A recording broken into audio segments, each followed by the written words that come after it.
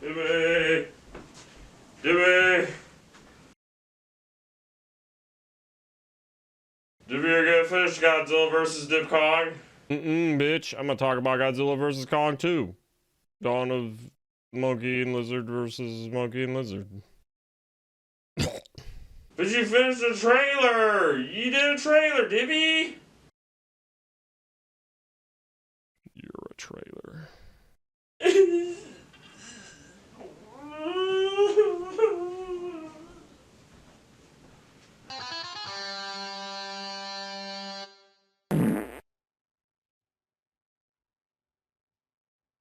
So we went to G-Fest about a week and a half ago at the time of filming this. Who the fuck knows when I'll have it updated and loaded. And Godzilla vs. Kong 2 was one of the movies they showed at the theater, because they do showings in a nearby theater for Godzilla Fest. But we didn't go to that because we didn't particularly care about the legendary movies, and just ended up watching it in the hotel room anyway, for reasons. We were gonna watch Madam Web with it, but I don't think... Yeah, after rewatching this movie, I actually like it more. I don't think I'd quite lump it with Madam Web, which I haven't seen yet, but I know enough to know not to see it. Maybe someday I'll watch it.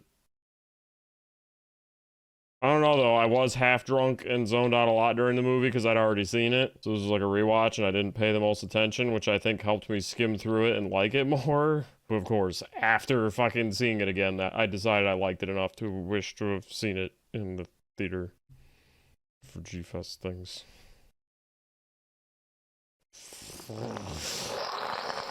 I originally thought it like skimped out on its CG and fighting and action and stuff until seeing it again. Like 90% of the movie is CG and there's a lot of fighting, but it's spread out. So it almost feels like spread out too much, I guess. Godzilla vs. Kong, like the final fight was a big, huge thing. Well, there's two of them. Godzilla fighting Kong and then the two of them getting their shit pushed in by, I almost said Mechanic Kong, but the weird connector set Mecha Godzilla was the point.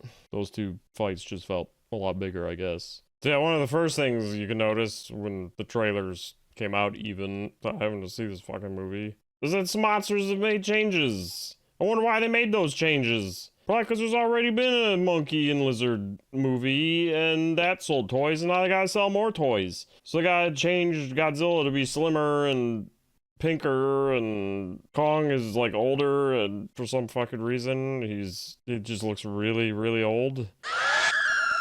I don't know what the aging is like because he was a baby in the 70s or whatever the fuck. I don't know, it seems like he aged really fast when modern times hit. Maybe because things suck. They've always sucked. But he's got a mechanical exoskeleton fist thing in this movie, and that sells toys. But yeah, I'm pretty sure that was largely motivated to sell toys, because these are just like the Transformers movies, really. Some are blockbusters based on huge franchises that are like marketable, and toys. Lots. Fuck toys. That reminds me though, one of the things that bothers me about this movie is the passage of time. It seems to fluctuate. There's some weird shit going on. Like at one point, Kong freezes his hand because Shimo attacks him and he blocks her ice breath with his Godzilla axe. Because she's so fucking much like Godzilla that he thinks maybe the axe will block her breath. And his hand gets horribly frozen in the process and needs a thing to help heal it. Hence the yellow exoskeleton suit hand thing that was part of a bigger suit that was meant to happen at some point so Kong could stand up against dickhead monsters like Godzilla and other Mechagodzillas and not die. But it's not really clear how much time passed between that and when he gets the cast, because he finds the humans for the second time in this movie and is needing their help. And this thing gets to him in like what feels like 5 minutes. How did they even have the time to do that? They had Shimo and Scarman, Monkey Kong, coming after them because they were in an underground society that's even further underground from the inner world. How the fuck? And then Godzilla's charging and turning pink and losing weight in another monster's lair. Tiamat.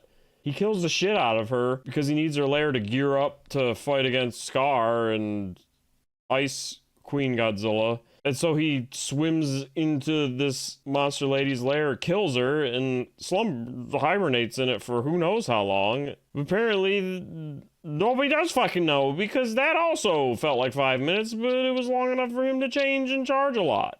And then at one point, this girl climbs a pyramid in this under society world place, and she has to go reawaken Mothra or awaken Mothra. I'll get to that.